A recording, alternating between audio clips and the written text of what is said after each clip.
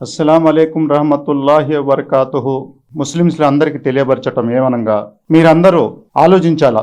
మనం బీజేపీతో పవన్ కళ్యాణ్ గారితో పొత్తు పెట్టుకున్నారని చెప్పేసి మన ముస్లింస్లు మొత్తం ప్రతి వారు బీజేపీ వస్తే ఏదో చేసిద్దని చెప్పేసి చాలా భయపడుతున్నారు. ముస్లింస్ నాయకుడిగా నేను చెప్పదలిచింది ఒకటే, మనకు తెలుగుదేశం పార్టీ గతంలో ముస్లింస్లు అంటే ఎంతో ప్రేమగా చూసే ఈ పార్టీ గతంలో మన నందమూరి తారక రామారావు గారు అన్ని కులాలను కలుపుకొని పోయేవాళ్ళు. కానీ ముస్లింస్లకి ఎక్కువ ప్రేమ చూపించిన ఘనత ఏదైనా ఉందంటే అది తెలుగుదేశం పార్టీ. నారా చంద్రబాబు నాయుడు గారు ముస్లింస్ల కోసం అనేక పథకాలు ప్రవేశపెట్టిన ఘనత మన నారా చంద్రబాబు నాయుడు గారు.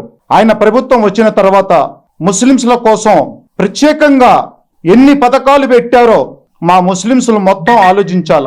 జగన్ ప్రభుత్వం వచ్చిన తర్వాత మీకు ఏ పథకాలు అందినాయి నేను తెలియపరుస్తున్నాను ముస్లింస్ల అందరికీ. గతంలో ఉర్దూ అకాడమీ అని చెప్పేసి ముస్లింస్లకి పిల్లలకు ఉద్యోగాలు ఇప్పించిన ఘనత మన నారా చంద్రబాబు నాయుడు గారిది. కానీ ఉర్దూ అకాడమీ వచ్చిన తర్వాత ఈ జగన్ ప్రభుత్వము ఎంతమందికి జీతాలు ఇవ్వకుండా అయ్యి మరి ఎంత బాధ పెట్టారో వాళ్ళందరికీ మీరు చూస్తూనే ఉన్నారు. ముస్లింస్లో అందరూ మాకు జీతాలు రావట్లేదని చెప్పి ఎంత బాధపడుతున్నారు ముస్లింస్. మత పెద్దలందరూ వాళ్ళకి కలిసి జగన్ గారికి చెప్పినా కానీ ఆయనకు చీమ కొట్టినట్టు కూడా లేదు. గతంలో పెళ్లి చేయాలంటే ఒక బాధ కలిగేది. పెద్ద కుటుంబంలో ఉన్నవారికి బీద ప్రజలకి అది చేయాలంటే ఎంతో బాధ కలిగేది.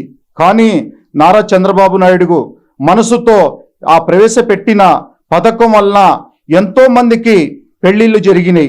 ఆ పెళ్లిళ్ళు జరిగిన తర్వాత ఈ జగన్ వచ్చిన తర్వాత పాదయాత్ర చేసేటప్పుడు నేను 1,00,000 రూపాయలు ఇస్తానని చెప్పేసి ఎన్నో వాగ్దానాలు చేశాడు. కానీ ఆ వాగ్దానాలు తొంగలో తొక్కాడు జగన్ గారు. మౌజన్లకి ఇమాంలకి ఒక వేతన లాగా ఇచ్చారంటే అది మన నారా చంద్రబాబు నాయుడు గారు. మక్కాకి వెళ్ళే యాత్రికుల కోసం సౌకర్యం కల్పించిన ఘనత ఇంతకు ముందు మనకు కడపలో కానీ విజయవాడలో కానీ హజ్ హౌస్ కట్టిన ఘనత నారా చంద్రబాబు నాయుడు గారిని. ఈ ప్రభుత్వం వచ్చిన తర్వాత ఏ రోజైనా మక్కాకి వెళ్ళే హజ్ హౌస్ గురించి పట్టించుకున్నారా? 23 కోట్ల రూపాయలు ఖర్చు పెట్టి కడపలో బ్రహ్మాండమైన ఒక హజ్ హౌస్ కడితే దానిని ఏం పట్టించుకోకుండా వదిలేసిన ఘనత ఈ జగన్ ప్రభుత్వం. ముస్లింస్ ప్రజానికి అందరికీ నేను తెలియపరిచింది ఏమనగా, మీరు ఆలోచించండి.